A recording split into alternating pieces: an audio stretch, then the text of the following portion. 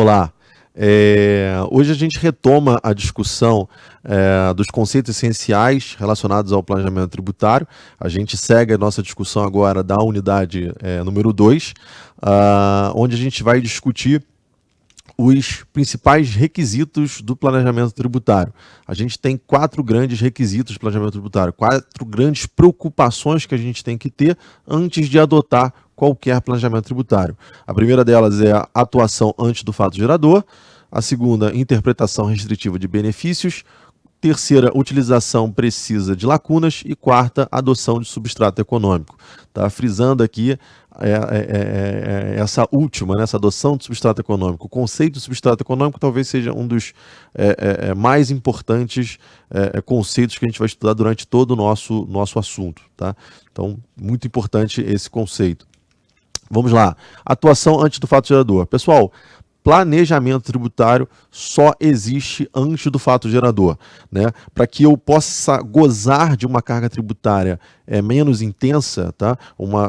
Para que eu tenha mais eficiência na forma que eu estou tributando a minha atividade, é de suma importância que eu haja antes do fato gerador, tá?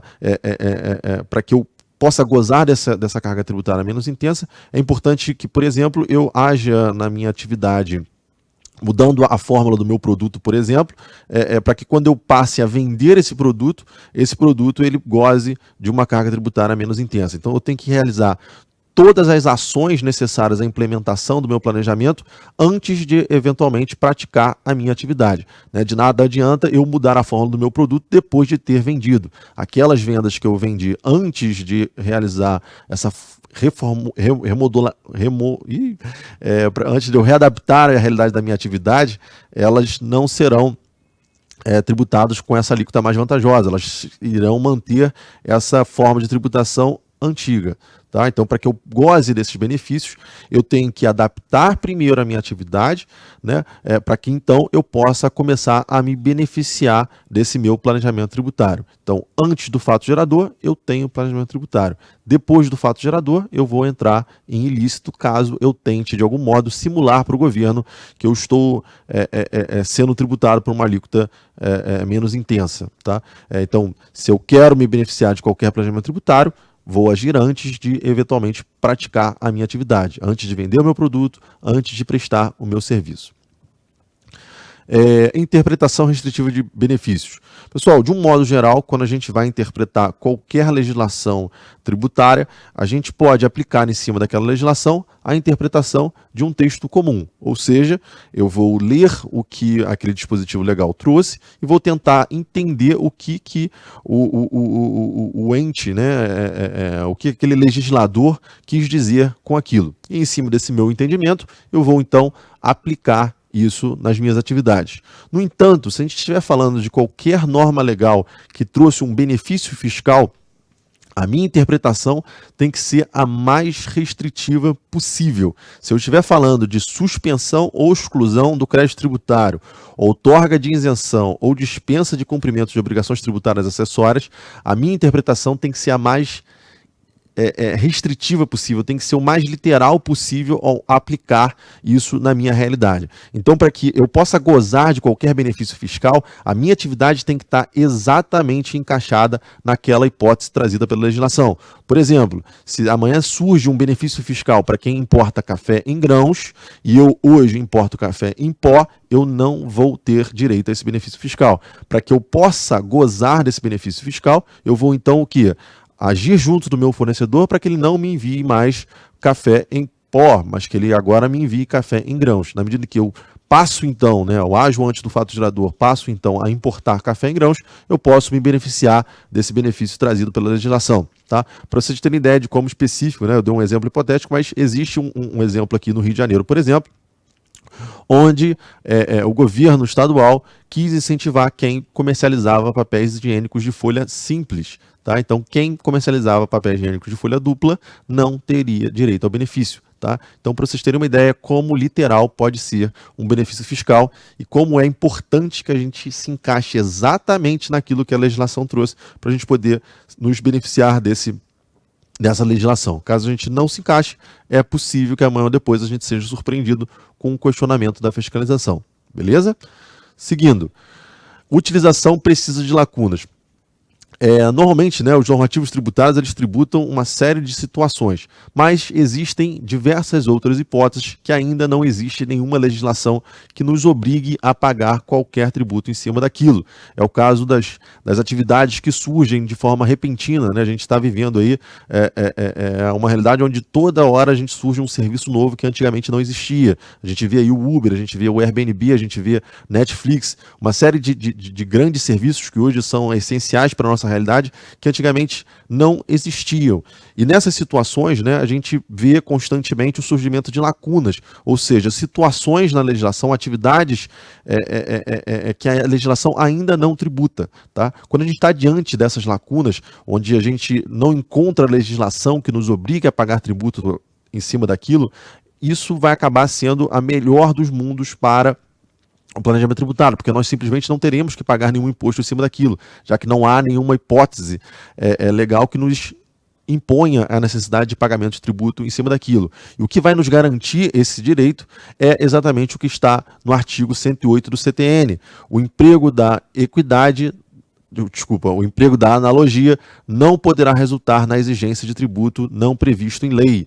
Ou seja, para que o fisco possa nos tributar em cima da nossa atividade, tem que ter previsão legal para que ele faça isso. E ele não pode usar de analogia, ou seja, não é porque minha atividade se parece muito com uma prestação de serviço ou com uma venda de mercadorias, é que o fisco pode nos tributar. Se não há hipótese legal clara que nos impõe a necessidade de pagamento de tributo, o fisco não pode se valer de analogia para nos cobrar. Tá? Isso também é importante que a gente tenha em mente, caso exista uma previsão para a gente pagar tributo, mas que o nosso concorrente, que faz algo muito parecido com a gente e que não existe previsão para ele pagar, a gente tem que ter a preocupação que nós não podemos usar o exemplo dele para nos evadir da necessidade de pagamento de tributo. É o que está descrito lá no parágrafo 2º desse artigo 108 do CTN. O emprego da equidade não poderá resultar na dispensa do pagamento de tributo devido. Ou seja, os nossos concorrentes, que eventualmente não estão dentro dessa lacuna que a gente encontrou dentro da legislação tributária, eles não vão poder se beneficiar dessa lacuna. Para que eles possam se beneficiar dessa lacuna, eles têm que adaptar a atividade deles para dentro daquela lacuna. É o exemplo dos hotéis e do Airbnb. O Airbnb, apesar de ser muito semelhante a um serviço de hotelaria, ele não é um serviço de hotelaria e, portanto, o fisco não pode tributar em cima daquilo. Mas os hotéis, né, que prestam um serviço muito parecido com o Airbnb, não podem usar o exemplo das empresas que estão aí funcionando por trás do Airbnb para solicitar uma dispensa do pagamento de tributo. Caso os hotéis desejem se beneficiar desse formato de atividade que o Airbnb está fazendo, eles têm que se adaptar àquela realidade e passar então a se beneficiar. Beleza? Por fim, a adoção de substrato econômico. Pessoal, substrato econômico, como eu falei, talvez seja um dos conceitos mais relevantes que a gente tem dentro do planejamento tributário. O substrato econômico nada mais é que um motivo econômico adicional, além da economia tributária, que justifica a realização da operação. Quando a gente está realizando qualquer planejamento tributário, né, não basta hoje em dia a gente observar apenas o que a legislação exige. É importante que, além de seguir o que a legislação exige, a gente identifique outros benefícios que aquele nosso planejamento vai trazer para o nosso negócio. Se a gente não conseguir identificar esses benefícios, se a única motivação dos nossos planejamentos tributários for a economia de tributos, significa que a gente pode eventualmente ser questionado pelo fisco. A gente vai estudar na unidade seguinte algumas teorias que demonstram que hoje observar somente a legislação tributária não é suficiente para o fisco. Caso a gente siga cegamente somente o que está previsto na legislação, o fisco pode entender que a gente está, de algum modo, agindo de simulação, tentando disfarçar que a ocorrência do fato gerador aconteceu. Para que, então, a gente possa exercer o nosso planejamento tributário, para que a gente possa aplicar um planejamento tributário, é importante que a gente identifique, além dos benefícios tributários, benefícios para a nossa empresa. Ou seja, que a gente haja não pensando somente em economizar tributo, mas que a gente haja para o bem da nossa empresa do ponto de vista operacional. Então, se de repente eu quero mudar de cidade, porque nessa próxima cidade eu vou pagar um custo de ISS menor, né? É importante que eu identifique também nessa nova cidade custos operacionais que serão melhor. Para quê? Para que aquele meu objetivo de mudar não seja apenas o de reduzir a minha carga tributária, mas sim porque eu pretendo também reduzir o meu custo logístico, o meu custo de aluguel e daí por diante. Na medida que eu encontro benefícios operacionais para a nossa empresa,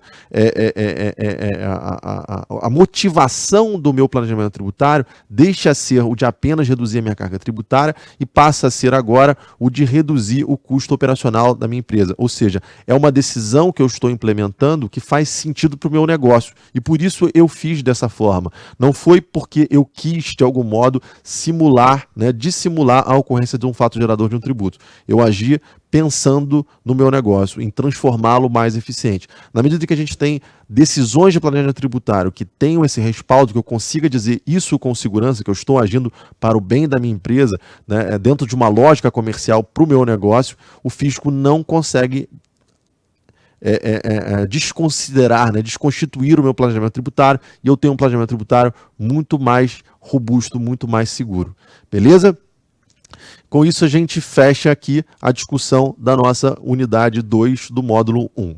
Muito obrigado.